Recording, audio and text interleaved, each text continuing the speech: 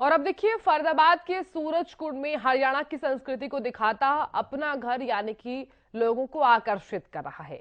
हरियाणा की पगड़ी समेत अनेकों ऐसे घरेलू सामान हैं और संसाधन हैं जो लोगों को रोमांचित कर रहे हैं। खासकर बच्चे और बुजुर्ग मिलकर नई पुरानी चीजों को देखकर उत्साहित हैं।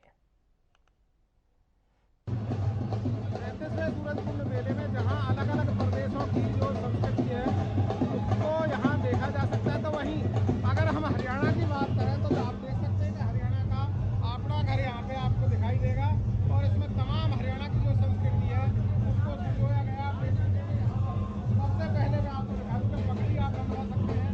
पगड़ी जो सूबेदार पहले हुआ करती थी वो पगड़ी यहाँ बांधी जा सकती है और पगड़ी बांधने का जो चलन है वो काफ़ी पुराना है। आप देख सकते हैं यहाँ पर बाकायदा डेमो भी दिखाया गया है और साफ तौर पर उसमें पानी के जो घड़े हैं वो आप देख सकते हैं जिस तरीके से पहले गाड़ियों के पहिए होते थे वो यहाँ पर रखे गए हैं। और अंदर की अगर बात करते हैं तो अंदर भी आपको दिखाना चाहूँगा कि अगर कुछ हरियाणा में जो रहता था वो तमाम चीज़ यहाँ पर एक तरह से दिखाई गई है कि हम आपको दिखाना चाहेंगे वो हाथों से निर्मित होती थी सामान रखने के लिए, ये यहाँ पर आपको दिखाई दे जाएगी। इसके अलावा तमाम जो संसाधन थे पहले खेती के या अन्य वो यहाँ पर दिखाई दे जाएंगे। और यहाँ पर हमारे साथ हैं क्या नाम है जी आपका? अंजू है सर मेरा नाम। अंजू जी क्या देखते हैं आप यहाँ पे? सर यहाँ हरियाणा की एक सांस्कृतिक विरासत सारी संजोई गई है। जो हमारे हरियाणा में लुप्त होती हस्तकलाएं थी उनको रिप्रेजेंट करने की कोशिश की है।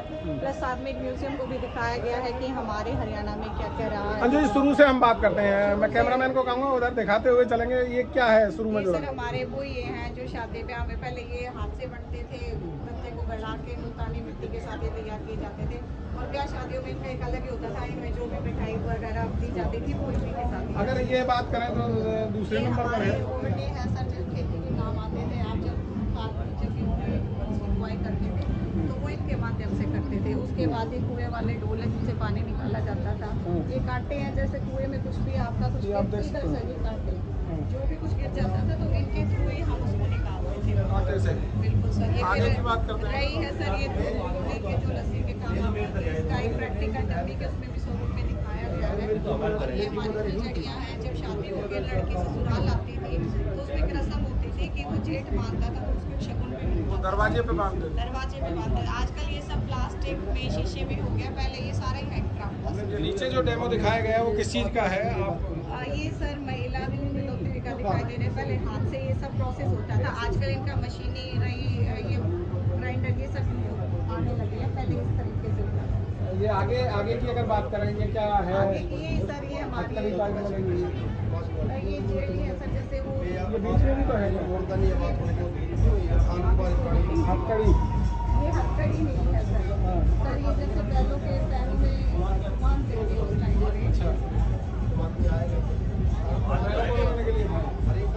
ये पहले सर सारा ही काट में होता था, हाथ में कितना। तो कहीं ना कहीं आप देख सकते हैं यहाँ पर जो पहले खेती करते थे वो संसाधन भी यहाँ पर लगाए गए हैं। जेली जिसको बोला जाता था, क्या बोलते हैं इसको? बोलते थे जिससे आप जो भैंसों का चारा है वो जब हम स्टोर करते थे तो उसको खींचने के लिए ये सब चीज़ों का यूज होता था। काठी है सर, ये गाड़ियों पे लगे रहते हैं। जो बैलगाड़ी होती थी बैलगाड़ी पे लगाते थे इसको। हाँ, ये एक और ये सर चीज़ें तैयार की हैं हमारे मुँह में, जो आजकल सोफे जगह दे रहे हैं, जिससे आप कहते हैं ना कि सोफे में बैठ चौपालों में पहले मुंडे होते थे। चौपालों में भी, घरों में भी, गाँव की मतलब घरों की रौनक इनसे होती है। और ये हैंडक्राफ्ट को बचाने वाले जो पुश्तैनी काम थे लोग छोड़ चुके हैं, तो कहीं ना कहीं विरासत दोबारा से इनको संजोने की शुरुआत कर रहा है। दोबारा से शुरुआत कर रहा है। कुछ कपड़े भी लगाए गए हैं यहाँ पर, स्टॉल लगाई गई है। इनकी जानकारी मैं चाहूँगी, मैन्युफैक्चरर है, पंचकुला से आए हैं सर, ये कपड़े को ज़्यादा वो पंचकुला से है। क्या कुछ लगाया हुआ है आपने? हमने दरी लगाई हुई है, ग्रेस लगाया हुआ है, कारपेट लगाया हुआ है और ये बाथ मैट, डोरमेट लगाए हुए हैं। डोरमेट लोगों को बहुत पसंद आ रहे हैं और हमारे हाथ का ही बना हुआ है। ये सारा हाथ का बना हुआ अपने है? हाथ का बना हुआ है। तो हैंडमेड है, हरियाणा से बना हुआ है, आप देख सकते हैं। और यहाँ पर भी दिखा दूँ मैं आपको जो पहले साज सज्जा का सामान था जिसको बोलते थे। एक बार आप आएंगे मैं ही करती हूँ सर, मैं एक्चुअली हरियाणा के ड्रेस डिजाइनर हूँ जो ट्रेडिशन पे काम कर रही हूँ। तो हम लोग जो हरियाणा के सेक्शन में पहले 2 साल पहले ड्रेसेस होते थे उनको लेकर आए हैं। और हमारे ये ऑर्नामेंट क्या क्या रखे हैं उनके नाम भी बताते जाइए। ये सर सामने अगर बात करें वो हमारे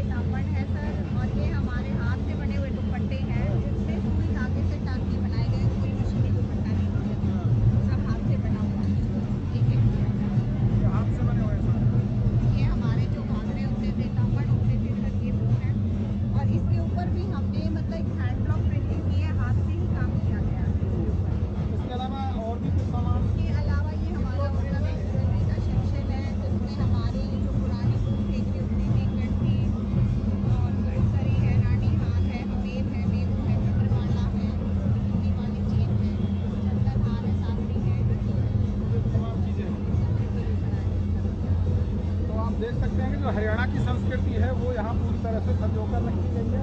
और साथ ही अगर अंदर की हम बात करते हैं तो यहाँ पर जो पहले बर्तन हमारे बुजुर्ग पहले यूज करते थे वो तमाम चीज़ें यहाँ पर आपको देखने को मिलेंगी। यहाँ पर देख सकते हैं कि जो टोकनी जिसको बोलते थे, ये देखिए इस पर कई गाने भी फिल्माए गए हैं टोकनी पर। और साथ ही मैं आपको बता दें तमाम जो मैं अपना घर पे हूँ। आप देख सकते हैं कि यहाँ पर किस तरीके से जो आज पालना है मैं अपना घर पे हूँ, जो है टोकरे से बनाए जाते थे और किस तरीके से यहाँ पर उसको दर्शाया गया है। साथ ही यहाँ पर आप बात करते हैं तो तमाम जो चीज़ें हैं वो बहुत पुरानी। और एक चीज़ मैं आपको दिखा दूँ, जो पहले टीवी हुआ करता था, जो शुरुआती दौर में शायद टीवी चले होंगे, तो वो टीवी की झलक भी यहाँ आपको देखने को मिलेगी। और साथ ही रेडियो जिसको बोलते थे रेडियो, वो भी यहाँ पर आपको दिखाई दे जाएगा, संजोकर रखा हुआ है। हालांकि ये चीज़ें अब लगभग समाप्ति के कगार पर हैं, लेकिन फिर भी हरियाणा की जो संस्कृति रही है उसको यहाँ पर पूरी तरह से संजो कर रखा गया है और दर्शाने का काम किया है, ताकि लोग आएँ और अपनी संस्कृति से रूबरू हो सकें। देख सकते हैं आप यहाँ पर जो तोल का काम होता था, उस तोल के लिए यहाँ पर जो पुराने बाट हैं वो यहाँ पर रखे गए हैं। और साथ ही जो तोल है, जो भरकर तोलना होता था, जैसे कोई या तो गेहूं है या कोई और तरह की चीज़ है, उनको यहाँ से ये भरकर भी तोल होती थी पहले, तो इससे भरकर उतना ही बैठता था जितना कि किलो के हिसाब से होता है। लेकिन तमाम चीज़ें जो संजोकर रखी हुई हैं, कहीं ना कहीं हरियाणा की संस्कृति से अगर आपको रूबरू होना है तो हरियाणा अपना घर में आपको आना पड़ेगा और तमाम चीज़ें यहाँ पर आपको दिखाई देंगी। फरीदाबाद से हरियाणा न्यूज़ के लिए राजेंद्र दैया।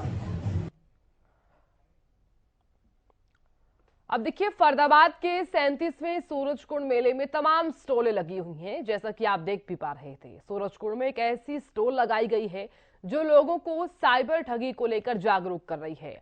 हरियाणा न्यूज ने खास बातचीत की है, क्या कुछ कहा है सुनवाते हैं।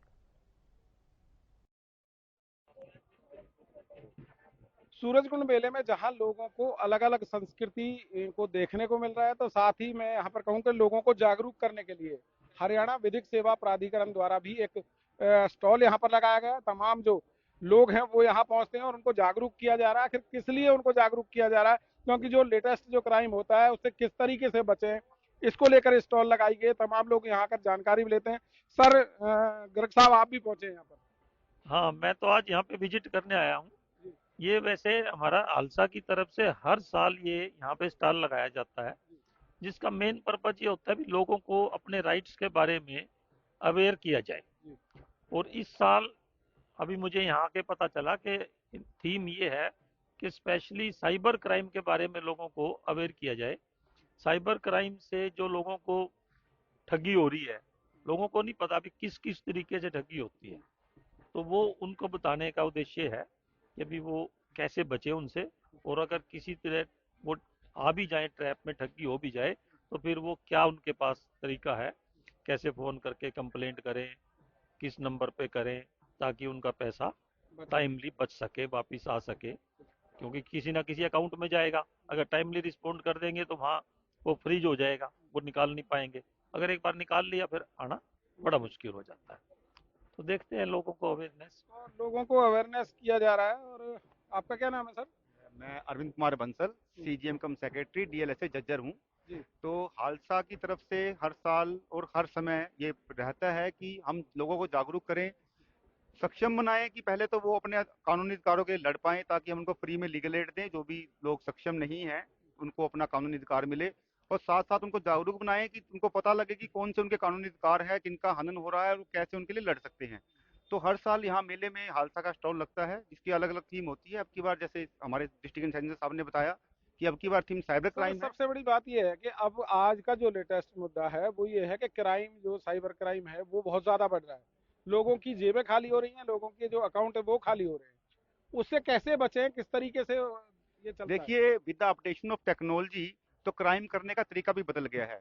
आज के दिन हर व्यक्ति मोबाइल पे इंटरनेट बैंकिंग करता है, हम यूपीआई यूज करते हैं, हमारा सब कुछ आधार कार्ड, पैन कार्ड सब इंटरलिंक है।